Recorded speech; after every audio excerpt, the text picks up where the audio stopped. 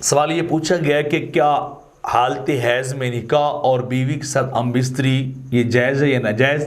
تو جواباً عرض یہ ہے کہ اگر نکاح کے ایام میں حالت حیض طاری ہو جائے، عورت پر وہ حیض والی ہو جائے، تو صرف وربلی زبانی نکاح جو ہے وہ ہو جائے گا گواہوں کی موجودگی میں اندر، لیکن حالت حیض میں اپنی اہلیہ کے پاس جانا یہ حرام اور ناجائز ہے، اور اللہ تعالیٰ اس چیز کو پسند بھی جو ہے وہ نہیں کرتا۔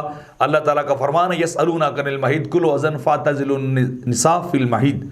آپ سے حیض کے بارے میں پوچھتے ہیں تو اللہ فرماتا ہے کہ وہ تکلیف ہے، اور عورتوں سے تم حیض کے دنوں میں علیحدہ اور جدا رہو۔ تو یعنی آدمی جو ہے وہ اپنی اہلیہ کے ساتھ کسی طرح کا استمتاع جو ہے وہ سیکس وغیرہ نہیں کر سکتا۔ ہاں گھٹنوں سے لے کر ناف تک تو بالکل بھی نہیں، اس سے علاوہ جو ہے باقی معاملات جو ہے وہ جائز ہیں۔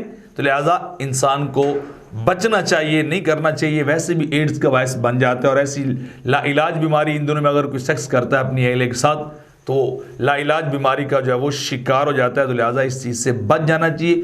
فقہ کی کتابوں نے بھی اسی بات کی خاصی جو ہے وہ اس کے اوپر بحث کی اور تفسیر کی۔ والاما الاستمتاع بها بغیر الجماع، یعنی سیکس کے بغیر اس سے استمتاع حاصل کرنا، فمذهب ابی حنیفہ و ابی یوسف والشافعی ومالک یحرم علی ما بین السر والرکبہ، ناف سے لے کر گھٹنوں تک تو حرام قرار دیا گیا۔